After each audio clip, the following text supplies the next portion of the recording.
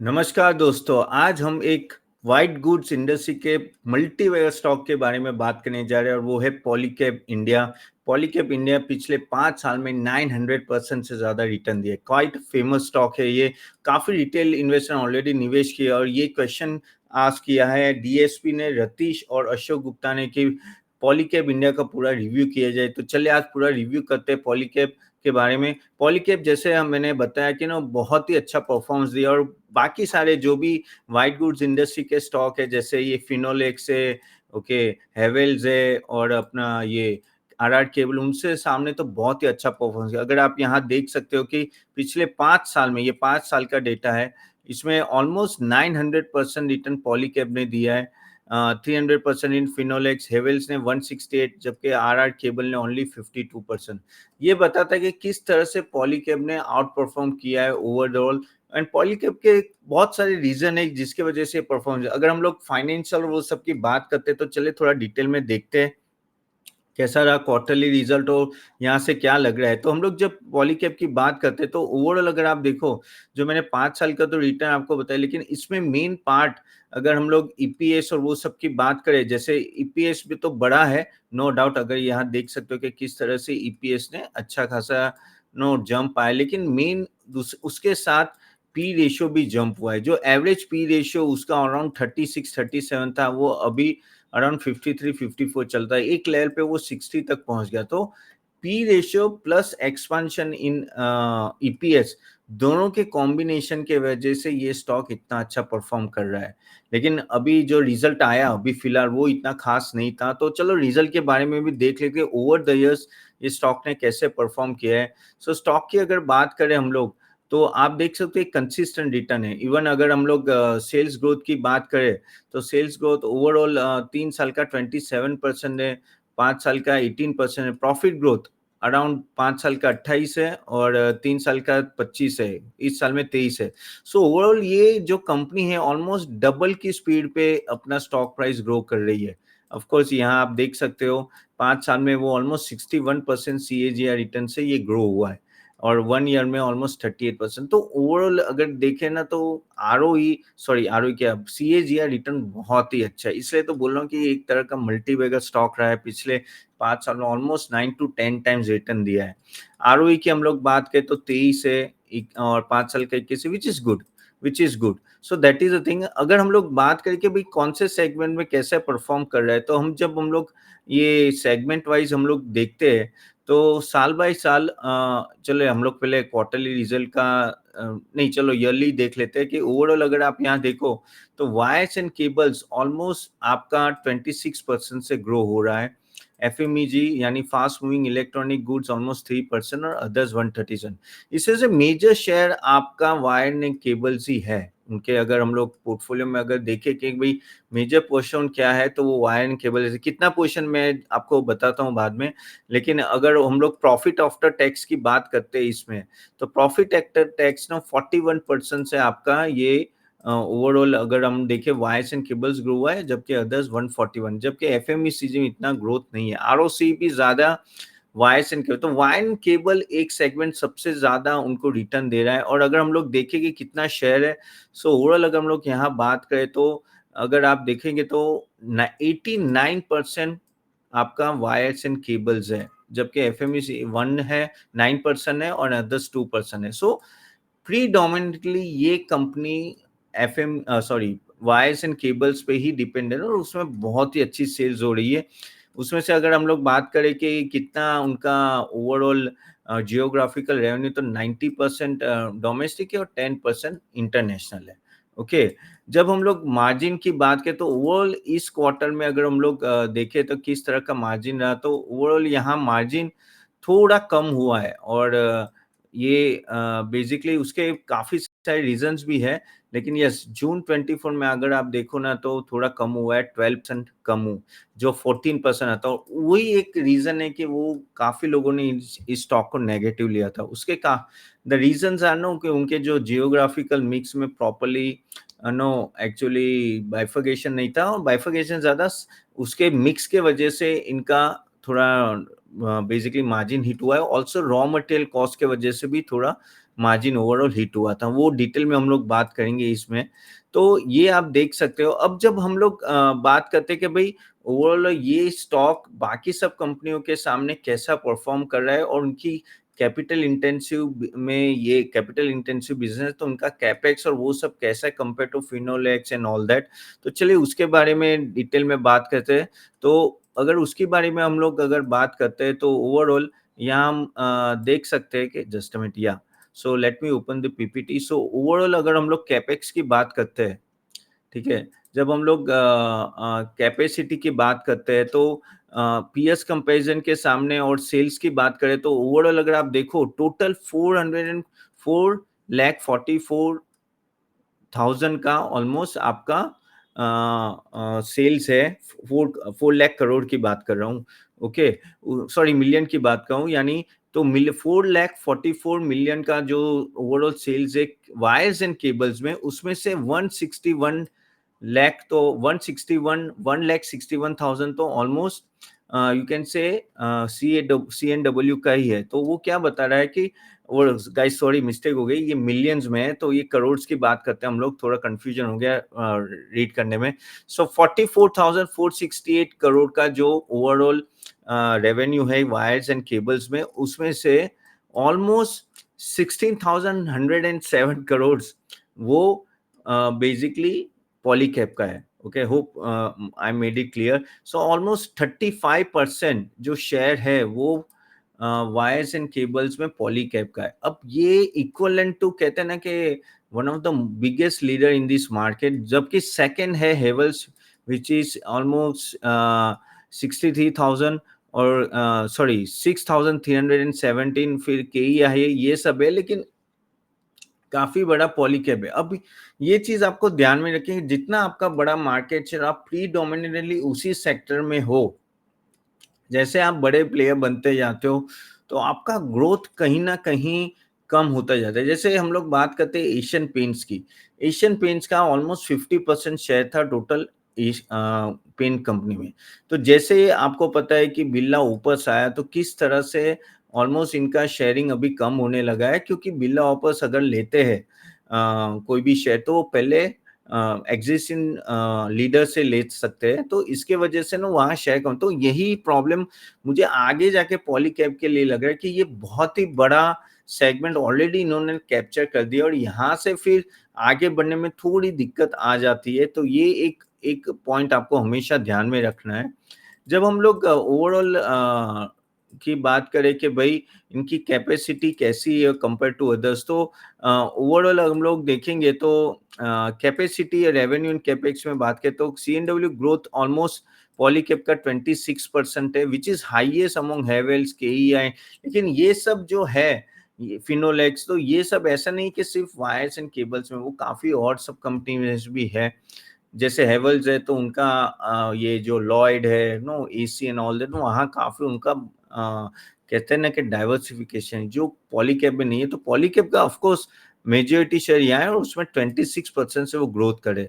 Capacity की बात करें तो इसका मिलियन इन किलोमीटर अगर आप देखो एमएन इन केएम में 6 है, which is double of Havells and RR cable का भी उससे भी ज्यादा है। तो मैक्सिमम इनका कैपेसिटी भी इनका ही ज्यादा है इन द मार्केट पॉलीकैब में। सिमिलरली जब हम बात करते हैं कि भाई कैपेक्स कितना है, तो कैपेक्स आप देखो 2024 में 758 करोड़ का कैपेक्स था पॉलीकैब का, कंपेयर टू हेवेल्स में ऑलमोस्ट 251 करोड़, केईआई का 250 करोड़। तो बाकी सबका कंपेरेटिवली काफी कम है। सो हर जगह से वायर्स एंड केबल्स में पॉलीकैब जो लीडर है, लेकिन जैसे मैंने बताया एक ही मुझे जो दिक्कत यहाँ दिखती है कि वो बहुत ही बड़ा प्लेयर बन रहा है वायर्स एंड केबल्स में। अगर आगे जाके अगर वो ज्यादा मार्केट शेयर नहीं ले पाया तो वो प्रॉब्लम, क्योंकि छोटा प्लेयर जब बड़ा प्लेयर बनता है तो एक्सपोनेंशियल गेन होता है।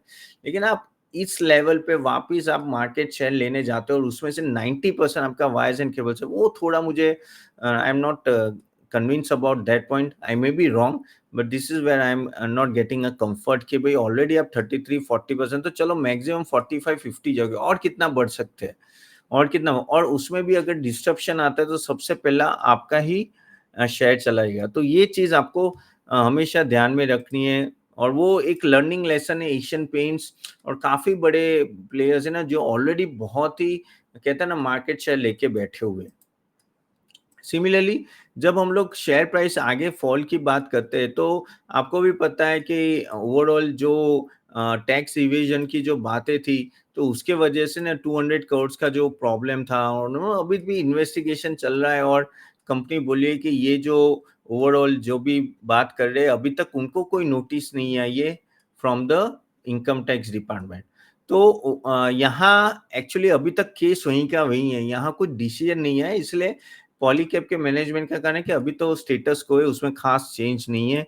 सिमिलरली जब हम लोग बात करते हैं कि ओवरऑल अगर आईटी रेट, तो जैसे मैंने बोला कि कोई कम्युनिकेशन की वजह से अभी हम लोग बेनिफिट ऑफ डाउट दे सकते हैं, आगे जाके कुछ आता है तो पता चलेगा। सिमिलरली ईबिटा मार्जिन उनका नीचे आया था, जो मैंने ओवरऑल हमने आपको बताया था, तो उसमें क्या था कि adverse product geography Jain cables में ज़्यादा बिक वाली थी compare to wires. Again domestic में ज़्यादा था शेयर, इंटरनेशनल जहाँ मार्जिन कम होता है वहाँ उनका सेल्स कम था। अगेन इंस्टीट्यूशन को ज़्यादा सेल हुआ था कंपेयर टू डोमेस्टिक, उनके वजह से ईबिटा थोड़ा इस वजह से हमने बोला 12% था कंपेयर टू 14% अर्लियर, तो वहाँ इनको एक ड्रॉप मिला था इस क्वार्टर में। अगेन थोड़ा हायर फ्रेट है, जो मार्जिन्स इंटरनेशनल बिजनेस में एक्चुअली ना उसके वजह से margin at a international level is going down. Again raw material की वॉलेटिलिटी काफी थी जिसके वजह से हेज प्रॉपर्ली नहीं हुआ था, लेकिन आगे जाके भी प्रॉब्लम ये है कि मॉडरेटिंग मार्जिन फोरकास्ट लग रहा है, क्योंकि जो सेगमेंट वाइज जो मिक्स है अभी भी वो ठीक नहीं हुआ है। Okay, again wires and cables में भी अभी भी ईबिटा मार्जिन काफी लो है, तो आगे जाके ये 12 का ऐसा नहीं लगे 15-16 जल्दी आएगा, वो थोड़ा कम रह सकता है क्योंकि अभी भी प्रॉब्लम है। एंड नो थोड़ा जब भी आप इतने बड़े प्लेयर हो जाते हो ना, आप अगर ग्रो नहीं कर रहे हो तो आप डिस्काउंट देके ग्रो करते हो, तो वो भी चीजें आपको थोड़ी ध्यान में रखनी पड़ेगी। सिमिलरली जैसे फ्यूचर प्लान की बात करते हैं तो पॉलीकैब नेक्स्ट 10 साल में okay sorry Polycab is planning to invest 10 to 11 billion each year over next 2 to 3 years, तो अच्छा खासा इन्वेस्टमेंट करने जा रहे हैं। अगेन नो वो लोग काफी सारी मैन्युफैक्चरिंग कैपेसिटी बढ़ा, like extra high voltage cables, special purpose cables, cables for international business and fibre optic. तो उनको देखो at the end of the day जैसे केबल्स एंड वायर्स में तो उनको प्रॉपर्ली डाइवर्सिफाई आगे जाके करना पड़ेगा और एफिशिएंसी भी लानी पड़ेगी अगर इस तरह का मार्केट शेयर अगर यहाँ से और ग्रो करना हो तो। अगेन उन्होंने new EHV cable manufacturing plant Halol में वो प्लान कर रहे हैं जो ऑपरेशन फाइनेंशियल 26 में, तो वहां भी एक अच्छी खासी कैपेसिटी एडिशन आ सकती है। सिमिलरली जब हम लोग बात करते हैं कि उन्होंने ऑर्डर कितने बुक किए, तो वर्थ अराउंड 48 बिलियन रुपीस के ऑलरेडी उन्होंने ऑर्डर बुक कर लिए under the government RDSS revamp distribution sector scheme. Okay, और वो एग्जीक्यूट नेक्स्ट 3 से 4 साल में होंगे। तो ये एक अच्छा खासा उन्होंने ना ऑलरेडी ऑर्डर बुक सिक्योर कर चुके हैं।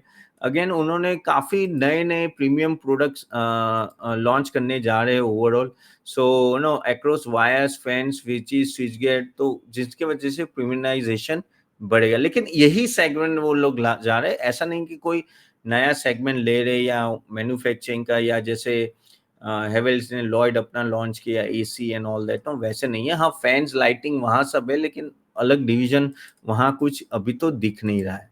सिमिलरली अगर हम लोग बात करें तो उन्होंने बोला कि भाई डोमेस्टिक और इंटरनेशनल में they are going to grow, capitalize on emerging opportunity in fast moving electronic goods. तो जैसे मैंने बोला एसी और आगे जाके और कोई इलेक्ट्रॉनिक गुड्स लाने वाले पता नहीं है अभी, लेकिन बातें चल रही है।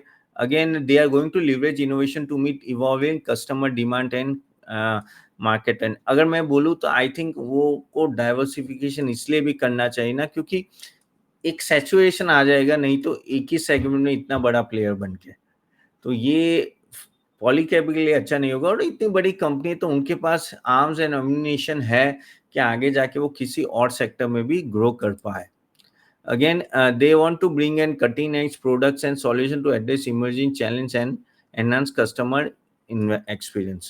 So ये तो फ्यूचर प्लान है। तो ओवरऑल अगर हम लोग बात करें कि भाई यहाँ से कैसा लग रहा है और क्या लग रहा है, तो देखो 2-3 चीजें आपको यहाँ एक बहुत ही इंपॉर्टेंट चीज मैं जो आपको बताने जा रहा हूँ, 1 minute, I if I can show you कि इनका जो अपना मार्जिन्स अगर हम लोग देखते हैं, तो देखिए मार्जिन में बहुत ही इम्पोर्टेंट है मार्जिन देखना, क्योंकि अगर आप देखो तो wires and cables over the years, अगर ये मार्च 24 है, हम लोग आई थिंक हम लोग चलो इसे कर लेते हैं, सेगमेंट वाइज देख लेते हैं। सो या सो मार्जिन अगर आप देखो 15% आसपास रहता है इनका quarter to quarter. 1 minute guys, 1 minute, या सो मार्जिन इनका क्वार्टर टू क्वार्टर जो नो इतना 15% रहता है, वो अभी 13% पे आ चुका है, करेक्ट। वाईएसएन के ये क्यों जानना जरूरी, क्योंकि 90% यहाँ से है, ओके। अदर्स तो 2% है, तो इतना मतलब नहीं। एफएमईजी तो ऑलमोस्ट -1 है। तो यहाँ जब तक मार्जिन बढ़ेगा नहीं ना, तब तक इनको इशू रहेगा प्रॉफिटेबिलिटी में। ये चीज मैं आपको दिखना इसलिए चाहता हूँ कि ये वापिस 15-16 पे जाना चाहिए, लेकिन ज्यादा भी इंक्रीज नहीं हो सकता है, क्योंकि आप ऑलरेडी एक अच्छा खासा मार्केट शेयर कैप्चर कर चुके हो। तो ये चीज आपको ध्यान में रखनी है कि आगे जाके अगर आपको भी इन्वेस्ट करना है, तो ये बहुत ही इंपॉर्टेंट पॉइंट जो मैं बोल रहा हूँ। एक तो सैचुरेशन लेवल, एक ही सेगमेंट में बहुत बड़ा प्लेयर हो जाना, आपको अलग डाइवर्सिफिकेशन करना पड़ेगा दूसरे सब सेगमेंट्स में जहां हाई प्रॉफिटेबिलिटी, हाई मार्जिन्स हो। They are trying to get into, कहते हैं ना कि बाकी फास्ट मूविंग इलेक्ट्रॉनिक गुड्स में, लेकिन देखना पड़ेगा किस तरह से वो लोग कामयाब रहते हैं। आईटी रेट के अभी तक कोई बात नहीं आई, वो बोल रहे कि भाई अभी तक तो कोई न्यूज़ है, आगे जैसे आएगी आपको बताया जाएगा। लेकिन मुझे इस लेवल पे जब हम लोग पी भी कंपेयर करते हो, तो पी रेशियो में भी ओवरऑल ठीक ठाक ही है। अच्छा, वो एक कंपेयर कर लेते हैं गाइस, ये अनस्क्रिप्टेड होता है, तो मुझे जैसे जैसे याद आ रहा है मैं आपको बता रहा हूँ, सॉरी फॉर दैट। लेकिन हाँ, अगर हम लोग मैं बात करूँ ओवरऑल, जब हम पीएस कंपैरिजन करते हैं, तो पॉलीकैब की ओवरऑल अगर यहाँ देखेंगे हम लोग, ये क्या हो रहा है पता नहीं चल रहा है, जस्ट अ मिनट। या ओके, नाउ इट्स ओके। सो अगर हम लोग पी की बात करें तो 41 का पी है, ठीक है। इंडस्ट्री पी जो कि इनका 53.7 है, तो ऑलरेडी ज्यादा ही है। की आई का 62 है, फिनोलेक्स का 41 है, कम है। आरआर का 66 है। ROE 23, ROC 31 which is good. ROA 16% है which is also good. Compare to other companies के सामने आरओई तो ठीक ठाक ही है, अच्छा ही है। One of the best ROE ROC है, परफॉर्म बहुत ही अच्छा किया है उस तरह से। EV by EBITDA 34%। Sales variance पिछले 3 साल में अच्छा ही ग्रोथ है, इतना खराब ग्रोथ नहीं है, अच्छा ही है। और 3 साल का रिटर्न 49-50% है, ओके। सो इस तरह से अगर हम लोग रेशियोज देखते हैं, तो कोई मुझे इतना बड़ा प्रॉब्लम नहीं लग रहा है। अनलेस आप पी रेशियो देखो, तो हाँ थोड़ा ऑन अ हायर साइड है, लेकिन ओवर द टाइम अगर ये स्टॉक इतनी अच्छी तरह से परफॉर्म कर रहा है, तो ऑफकोर्स ना पी रेशियो ज्यादा रहेगा। लेकिन यहाँ से जैसे मैंने बताया कि क्या किस तरह से कंपनी ये ग्रो हो सकती है, तो ये कुछ जो पॉइंट मैंने आपको बताया था कि मार्जिन में इम्प्रूवमेंट, थोड़ा डाइवर्सिफिकेशन, और यहाँ से डोमेस्टिक और इंटरनेशनल का कैसे मिक्स रहेगा।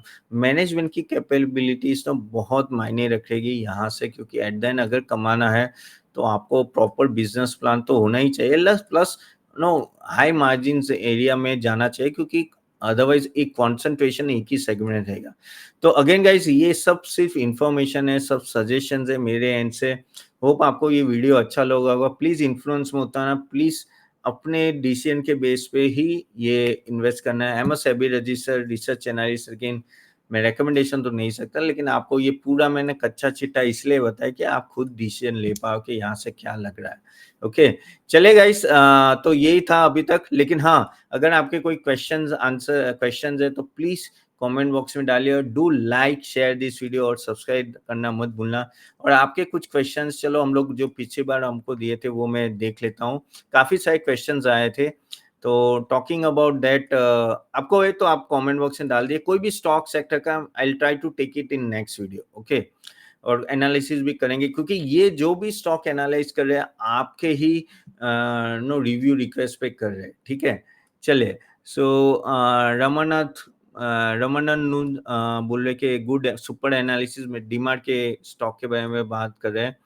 आकाश आहूजा आकाश पाहूजा आकाश आहूजा बोल रहे हैं कि एससीआई ग्रो होगा क्योंकि इकोनॉमी ग्रो होगी, world market grow, of course world economy grow होगी तो of course SCI shipping corporation of India जो लास्ट वीडियो हमने रिलीज किया था ना, ऑफ कोर्स उसमें आपको चाहिए डीप में तो वो जाके देख सकते हो, लेकिन हाँ shipping corporation of India grow होगी, लेकिन वो ये काफी सारी चीजें वैल्यूएशन एंड ऑल दैट किस तरह से ग्रो होगा वो हमें देखना पड़ेगा, और प्रॉफिटेबिलिटी में कन्वर्जन हो रहा है कि नहीं। एसके थिरुगंगरी पूछे कि SCI is good for mutual fund but for investor it's over price. Yes 100% mutual fund के लिए ठीक है, लेकिन इंडिविजुअल के लिए ना ऑलरेडी ये स्टॉक बहुत ही भाग चुका है। ओके, एसके का क्वेश्चन है कि भाई ओके सो वो पूछे कि यस बैंक के बारे में 25 रुपए में क्या करना चाहिए, तो भाई एसके आप जाके देख सकते हो दैट वीडियो, और थोड़ा डिटेल में आपको मैंने बताया, मैं उससे ज़्यादा तो कुछ यहाँ बोल नहीं पाऊंगा, लेकिन जो भी निचोड़ है मैंने ऑलरेडी वो वीडियो में दे चुका है।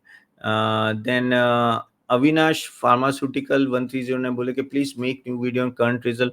हाँ तो ये पॉलीकैप का रिजल्ट ही आया था कुछ दिन पहले, वही हमने एनालाइज किया है आज, और based on that you can take your own inform decision after analysis. फिर बात करें मितेश शाह कि please start research on SME companies where we do not have in depth research and we like to maintain list of short. SME में 100% है मितेश शाह, इतना जल्दी हमें मिलता नहीं है इंफॉर्मेशन, और एसएमई ऐसा है ना कि मैनेजमेंट ही कंट्रोल करते हैं, तो मैनेजमेंट अंदर क्या चल वही अंदर की बात अगर आपको पता है तो ही आप ग्रो कर पाएंगे हम लोग, एसएमई नहीं तो प्रॉब्लम हो जाएगी। SME is itself is a very very risky investment to do, so before investing double sure होना तभी इन्वेस्ट करना है अपने को।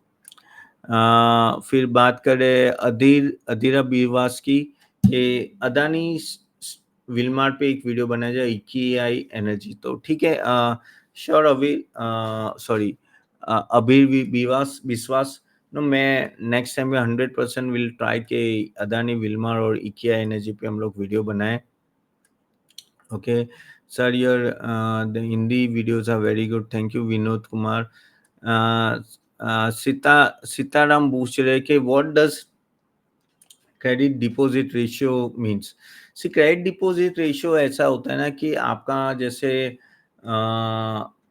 85 का रेशियो है या 90 का रेशियो है, तो वो क्रेडिट डिपॉजिट रेशियो में क्या होता है कि जितना कम होता है उतना आप जितना कम होता है ये रेशियो उतना आप क्रेडिट ज्यादा दे सकते हो। तो क्रेडिट के सामने आपने डिपॉजिट कितना रखा है, तो समझ लो आपने 85 डिपॉजिट रखा है और क्रेडिट आपने 100% रखा है, ओके तो वो एक थोड़ा इसी, लेकिन ये अगर 70 होता है ओके तो उसका मतलब ने है ना, तो क्रेडिट आपने कुछ ज्यादा ये 110 होता है या ऐसा कुछ है तो आपने क्रेडिट ज्यादा दे दिया है, करेक्ट। तो डिपॉजिट के कितने परसेंटेज पे आपने क्रेडिट दिया है तो वो डिटरमाइन कर, तो ये जितना कम होता है उतना कंपनी के लिए अच्छा है कि आगे जाके वो क्रेडिट ज्यादा देख सकते हैं। Okay Ravi Mori get analysis shipping industry your experience helps us